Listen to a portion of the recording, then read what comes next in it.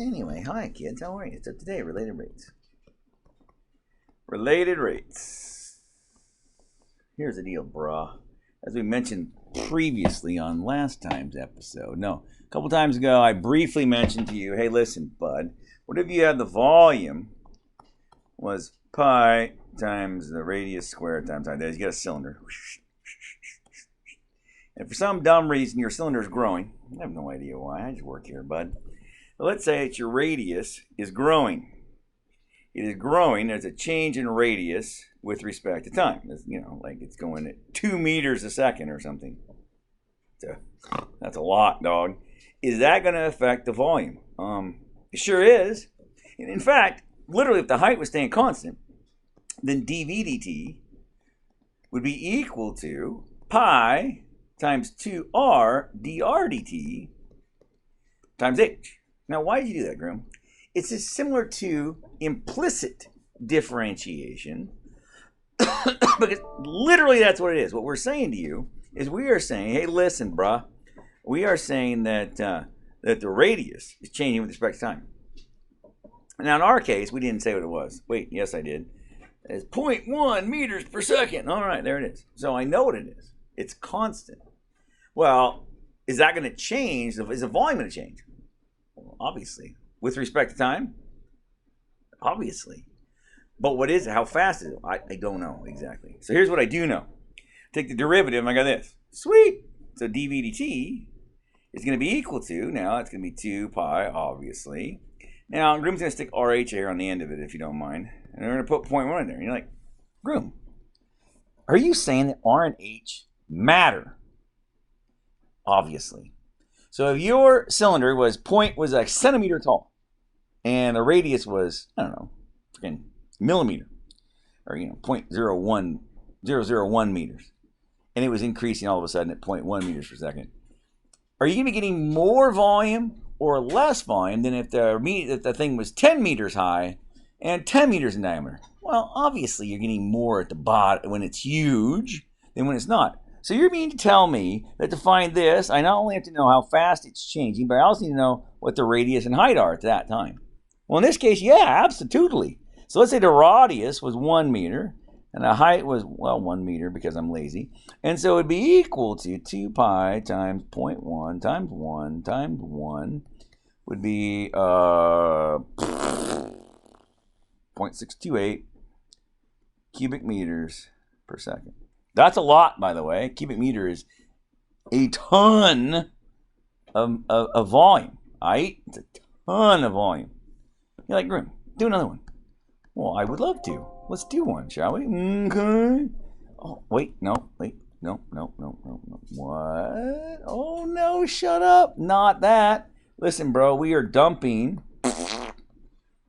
some grain, some coffee, some sugar, some sand. We are dumping at a rate of 10 cubic meters per minute. The question then, sir, is how fast is the height changing? All right, when the radius is 6 meters and the height is 8 meters. How fast is the height changing? Well, Groom, what are you saying? Now, Groom, you didn't mention how fast the radius was changing. I didn't, did I? What if the radius couldn't change? What if I pinned it down so the radius could not get any fatter? Well, that'd be weird. It would be weird. So let's say this. Let's say that the radius is growing at, so it's dr dt, 1 meter per minute. So I gotta find out how fast the height's going. Absolutely. So, as you know, v is equal to 1/3 pi r squared h. So dv dt is equal to 1/3, or actually 2/3, pi r h dr dt rather, plus 1/3 pi r squared dh dt. You with me? Because h and r are both functions of time. So I'm going to take the derivative here. Notice that I took it with respect, I took the derivative of r, so that's dr dt. And over here, I take the derivative of h, it went away obviously, and I get dh dt. Now this one is 10. Dude, that's hot. 2/3 pi. The radius we said was 6. The height we said was 8. dr dt is 1 plus 1/3 pi 36 dh dt. Whoa, Groom, that's key. So if I just do, well, maybe 10 menos, well, 2/3 of 6 is 4, times 8 is 32. So 32 pi, oh goodness. Oh, Groom, this could get ugly. This could get ugly. Oh dear, you know what that means? Oh, friend. Oh dear, that's negative. Negative, Ghost Rider. And then divide by 12 pi. Dog, this thing is decreasing in height at 2.4 meters per second. Well, what does that mean? It means that this bull crap that some idiot, Mr. Groom, mentioned over here, that rate is way too fast. Are you with me? It's way too fast. Lord have mercy, that's fast. So let me try this one. This is actually not going to work either, is it? We're just going to make it so that doesn't grow very fast. Is that cool? In the real world, what would you do? Well, we'd measure it, for God's sakes. We wouldn't be just goofing around here. So 48 divided by 3 is 16 times 2 is 32. 32 times 0.05 is 1.6. So 10 minus 1.6 pi divided by 12 pi.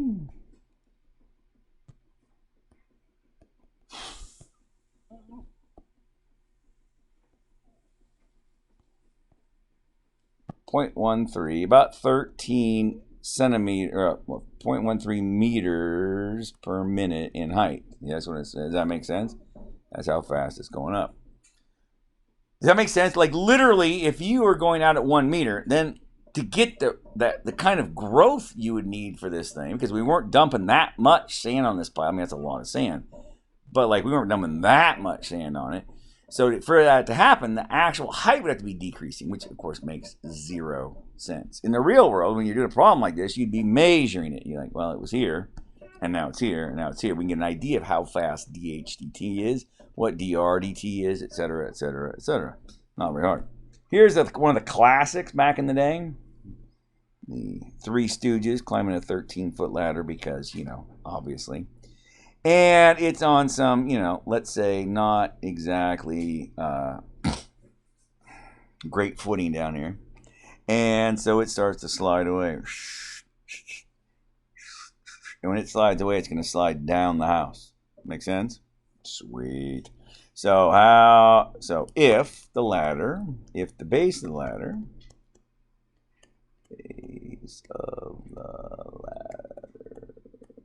is moving away from the wall at 0.7 meters per second, when x is 5 meters, how fast is the top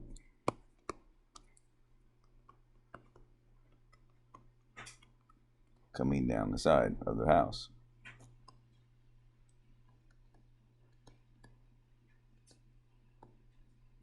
And obviously that's true because obviously they're tied together. Related? Is this side here related to this side here? Yes. Via the Pythagorean theorem, Uncle Pythagoras' theorem. Wait, let's take the derivative. Bitchin'.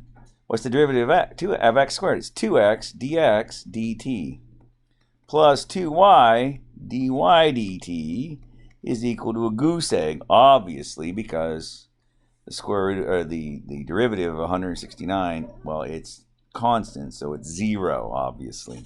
So we're solving for dy dt, and so it's going to be negative 2x dx dt is equal to 2y dy dt. And so if you divide, the 2's go away, you get dy dt equals negative x over y dx dt. And so, if I know everything, well, let's see, what is x? X has to be 5. Y, of course, is 12. It's Pythagorean identity right there, yes. And then 0.7. So 5/12 times, that's not 5/12, you idiot. 5/12 times 0.7. 0.29 is negative 0.29. That is, it's coming down the side of the thing at 0.29 meters per second. Mr. Groom, what if it was still at 5, but we were pushing it towards the building? Well, then x would be getting negative. You see this? And so this would be positive. It would be sliding up the hill. But of course, that's just ridiculous. But it's nice to know that the math checks. I like it when math agrees with me. It makes me happy. Okay? So that's cool. It's nice to know. It's a lot of fun. One moment, please. I need to grab something here. So here's a good fun one. I had to look one up. It's Mr. Groom sometimes. You know, you just get tired. You're just like, what's going on? Hey, so let's say that you are... You have a long building here. Long building. Now here's somewhere you get a police car, the old school light that just went around in a circle. Are you with me? Anyway, so if you had this, and it shot out here like this. Now, we're going to pretend, for the sake of argument, it's a nice laser pointer or something of that nature. It doesn't really matter. But we're going to do it so it's a way so it's obvious. Like, Mr. Grimm, what part of the light ray with that giant bulb out here are you looking at? It's hard to say. So let's just pretend it's kind of like a laser. What's going to happen is this goes around, right? It's going to go at some radians per second or what have you. This is going to trace across here. Is that correct? Groom, we need a relationship. Well, we do have a relationship. It is Pythagorean identity once again, is it not? You can think of it that way, but it's also an angle here. So theta is changing. We know this side here is a constant, so that's, I don't know, let's say he's 100 meters away from the building. And this is x over here. So that means that the tangent of theta is x over a honey. True dat? True dat, homie? So theta is related to x, yes? So if theta is a function of t, means secant squared theta d theta dt is equal to 1 over 100 dx dt. Wait, are you telling me that I could solve for how fast it's moving along the building? That's what I'm saying. So it's 100 secant squared theta d theta dt. Now you're like, Groom, I don't understand what's happening here because I feel like, let's say this is moving at 0.2 radians per second. Okay, well, I got that part. Nice. 100. Sweet. Ah, cripes. How am I going to get the secant theta? I don't know what theta is. Well, I'm going to have to tell you what an x position is. Are you with me, bro? I'm going to have to tell you. I'm going to say, hey, when x is 50, what is it? Is that going to be different than for when x is 20? Obviously, right? Because theta has changed at that point, right? But let's say it's 50. Let's say x is 50 when we're talking about this. So if I do this here, obviously, secant is adjacent over hippopotamus. So the hippopotamus here would be 100 squared, which is 10,000, yes, obviously. 100 square plus 50 square to the 0.5 power is 111, 112-ish, okay? Nice, okay? Then 112-ish when I square root of it, okay? So then the secant would be 100 over that. So it'd be 100. No, that's the cosine. I lied to you. It'd be 111. There you go. Divided by 100. That'd be the secant. And then square that, I get 1.25. Oh, that's hot, Groom. That's hot, I feel like. And so when you do that, is equal to dx dt. And then that's going to be equals 100, times 1.25.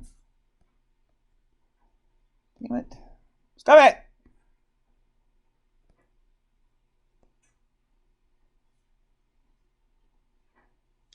No, well, I'm just being dumb.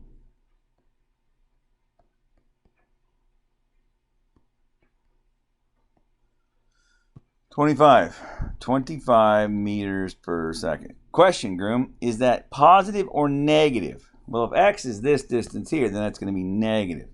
But what if the angle is over here? You with me? So if the angle were over here, it'd be the same except positive, right? Well, what's the difference? Well, this would then be negative because the angle is getting smaller at this point. Does that make sense? Now, on this side, it'd be positive because the angle is getting bigger. That's the only difference between those two things. Okay? It's one of those ones where you're going to be just smart when you're all done and go back and go, oh yeah, it's getting bigger, obviously. Okay? Some of these are going to be harder than others for you because, well, it's just how life is, bud. Get over it. Okay? Nice. Let's say that your girlfriend lives here, and she lives in this house. It's a cute little house. She lives 100 meters off the road. You are here. You've just broken up with her. You get on your bicycle and ride. Get on your bike and ride. Nice. Okay. How fast is the distance? How fast is the distance between you increasing when you are 300 meters from her driveway? Question mark. So, bro, when you are out here somewhere at 300, okay, how fast is this distance going? A lot of people, Joe, not you, but a lot of people, maybe Parker, look at this problem. They're like, Groom, that's a constant. That's a constant. It's not changing. Okay, bro, hold the phone. This side is not changing because she lives, but this is X. You with me? And we're interested in how fast is Y changing when when X is equal to 300. Okay, but the relationship is 100 squared plus X squared equals Y squared. Are you with me? And so the derivative of 100 squared is, well, it's 0. So it's 2x dx dt equals 2y dy dt. And you're like, oh, it's basically the same problem we did before. What's all of them about the same, bro? They're all about the same. And so it's going to be x over y dx dt equals dy dt. And so if you look at it, you're like, oh, well, what is x? Well, x, we're interested when x is 300. Okay, I don't know what y is yet, but you were going, oh, how fast? Oh, you're pedaling 5 meters per second, atta babe. So you're going 5 meters a second. Okay. And then I need to know what y is, and so of course that would be 10 square plus 300 square, and then square rooticated 316, which doesn't surprise me because of course it's a Pythagorean. It's Pythagorean. You know what I mean? It's Pythagorean theorem. Uncle Pythagoras' theorem, man. And so, anyway, it's some percentage of my speed, yes? Now, am I shocked by that? Well, no. And you know why I'm not shocked by that? Because I took physics. And I understand that when I take physics, I realize that I'm not going to get all of my speed because it's a vector. I have to go in the same direction as that distance. In other words, if I was riding directly away from her house, either straight south of it, straight north of it, straight east, straight west from her house, then it would be increasing or decreasing it at 5, period, end of story. But if I'm going at any other angle, why, it's not going to work that way, okay? And so just be aware of that, because I didn't start at her house, I started, in this case, below her house. It's increasing at 4.74 meters per second, okay? Now, Mr. Groom, I have a question for you. Yes, Joe? Joe, Mr. Groom, is it going to be increasing faster when it's in here or when it's out there? It's a good question, right? I mean, that's an excellent question, right? Well, let's find out. What would change about this? Well, this guy here would be smaller. Am I right? Okay, it'd be smaller, and it'd be a lot smaller. And so then when you look at it, you'll be like, oh, well, if x is, let's say x was 10, right? Y is going to be basically 100, yes? Basically 100, because, 100 squared plus 10 squared is basically 100 squared. It says y is basically that, so it's going to be basically 0.1 times 5. So my distance is not going to be increasing very fast when I'm in here. Does that make sense? Okay, it's not going to be increasing very fast because, you know, we are like we were here, and now a minute later or a second later we're here, but that's not very fast. Out here, the further out we go, whoa, you know, that's another 5 meters. Well, shoot, that's a poor rendering. That's 5 meters here. That's piss poor rendering, sir, but that's the idea. Anyway, this distance base minus this distance is a lot bigger displacement difference than these two here, right? Take this minus this, they're basically the same length. This is quite a bit longer than that one. Okay, that's the idea.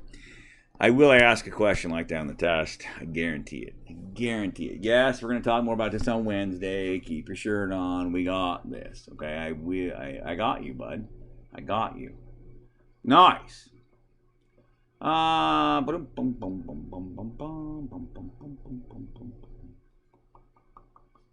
So you have a hot air balloon over here. Oh, how exciting! And it is raising up. Yes, and you're over here somewhere. Boop, boop, boop, boop, boop. Doing your thin.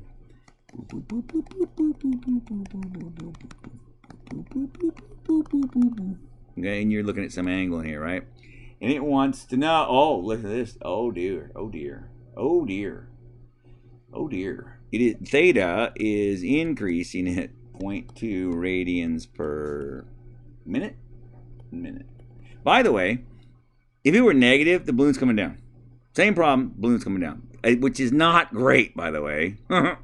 Now, let's see, what do we know here? At the moment, the angle, so we want to know what's happening when theta is pi over 5. What we want to know is how fast x is we want to know what dx dt is, you with me? That's what we want to know. And boom, boom, boom, boom, boom, boom. This is 4 kilometers. Da, da, da, da, da, da, da, yada, yada, yada, da, da, da, da, da. Sure, that's awesome, man. So it looks like tangent again is our relationship. Again, related rates, you must have some sort of a relationship. And so secant square theta d theta dt equals 1/4 dx dt. And so 4 secant squared theta d theta dt is dx dt. Now, we know that theta is pi over 5. So if I just go into Betsy here and go, hey Betsy, what's the cosine of pi divided by 5? And then what, oh, for the love of Mike. And then if I do 1 divided by that, I get about 1.23. And then 1.23 squared is that times 4 times 0.2, 1.22. 1.22 meters per minute. That's it, babe. That's it. That's it. Nice. Okay, we got this. We got this all day long, friends. So the trick will be, of course, is identifying what the relationship is. That's the trick always. Is it like a tangent? Is it Pythagorean theorem? Is it some sort of... it's mostly going to be something like that, something mathematical. Sometimes it'll be kind of more of a physics-y sort of thing, but we'll work on that when we get there. It's going to be a lot of fun. And then you take derivatives. Oh, that's it. But it's implicit differentiation. It sure is implicit differentiation. And so, not very hard. Just going to keep that in the back of your head as we go along. We're going to talk more about it on Wednesday. Goodbye.